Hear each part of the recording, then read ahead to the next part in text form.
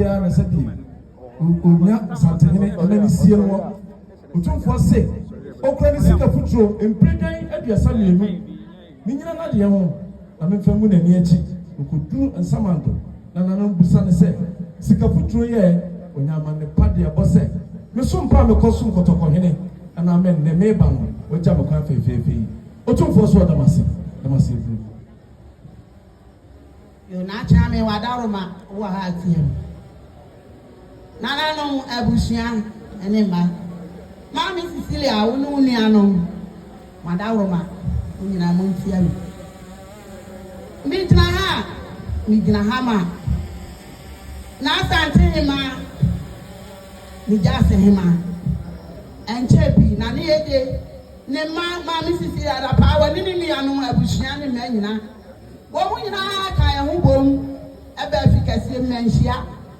ade beto na nani na po sama me asama tuye na ne yede ko enane ba so to aso na ne yede na wo pana sa ne ba to aso a me suso me nyimu ma enti na na so mo kwa ya hihye ye bu na no enane da yiso na na ma ye ba ya wase na ne yede sompa no de som na asante ma na ne yede kwa ya ne ma so to aso saa womu yenyi menji ani mfie mada da bia ni wa ya mamachi